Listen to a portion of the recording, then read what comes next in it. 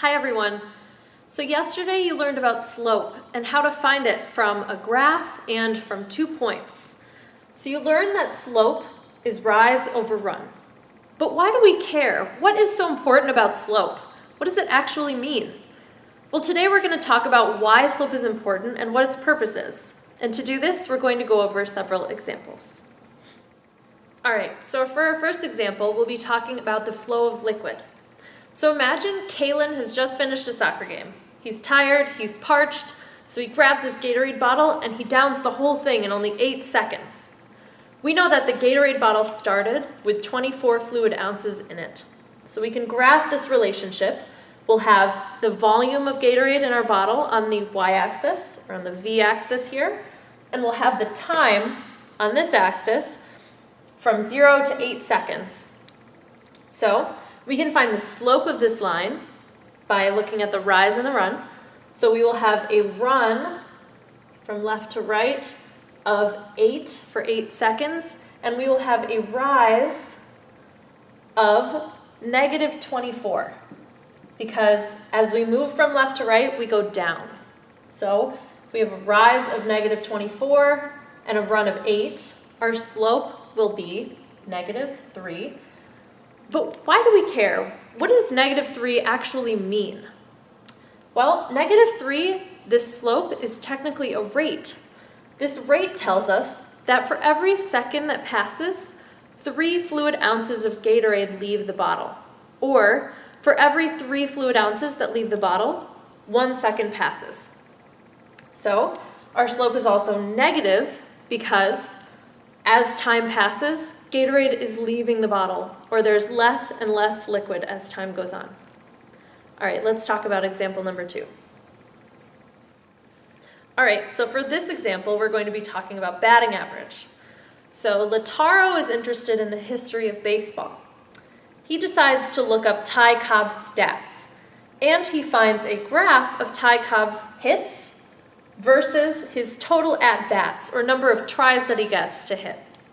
And he sees that Ty Cobb had a total of 4,191 hits, and he had a total at-bats of 11,420. So he decides to find the slope of this line, and he sees that the rise is 4,191, and his run was 11,420. Notice that both of these numbers are positive because as we move from left to right, we get larger in the number of at-bats we had and larger in the number of hits we had. So the slope is going to be 4,191 over 11,420, and this is a decimal of 0.367. Now, why do we care about this? Why do we care about this slope? What is 0.367? Well, some of you who play baseball or watch baseball might recognize this number as looking a lot like a batting average. And in fact, it is. So this slope is a special kind of rate. It tells us the number of hits per the number of at-bats.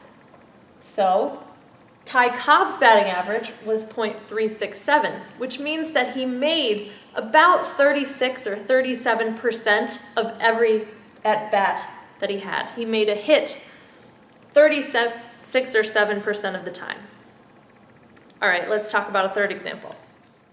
All right, in this example, we're going to talk about driving. So Monet is getting ready to take segment 2 of driver's ed, and she's been working hard to get those 6 required hours of driving in. And over those 6 hours, she's driven a total of 300 miles. So we can look at a graph of this. We have miles over here versus the number of hours that Monet has spent driving. So we can see that our slope here is going to be a rise of 300 for 300 miles and a run from left to right of 6 for 6 hours. So our slope is going to be 300 divided by 6, which we know is 50. But what does this 50 tell us? What is a slope of 50 in this context? Well, this tells us that for every hour that passes, Monet has driven 50 miles. In other words, Monet's average speed here was 50 miles per hour. All right, let's talk about one more example. All right, in this last example, we're going to talk about the growth rate of babies.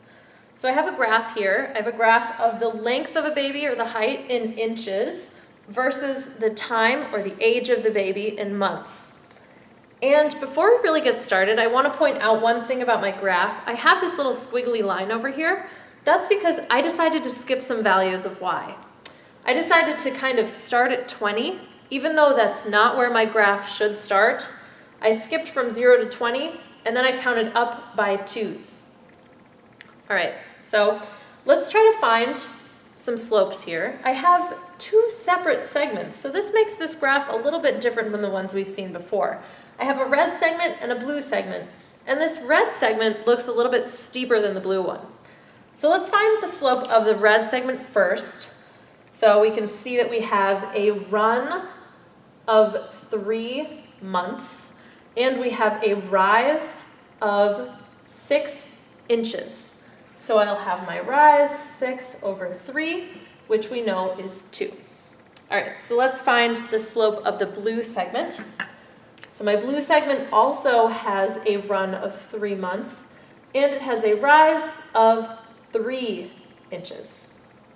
So I'm going to have 3 over 3 this time, which is 1. Okay, but what do these numbers actually mean? What do my slopes of 2 and 1 really mean? Well, if we look at our units, we get kind of a clue here. So our 6 was in inches, and our 3 was in months. So we can say 6 inches per 3 months was a baby's growth rate. This transfers to 2 inches per month. We can even write that in here. So we have 2 inches per month in the first 3 months. Then in the second 3 months, in months 3 to 6, we see that babies tend to grow 1 inch per month. So their growth rate slows down as they get older. All right, so today we've talked a lot about slope and its importance, and I'd like you to give those last couple of problems on your guided notes a try. And thanks for watching the video.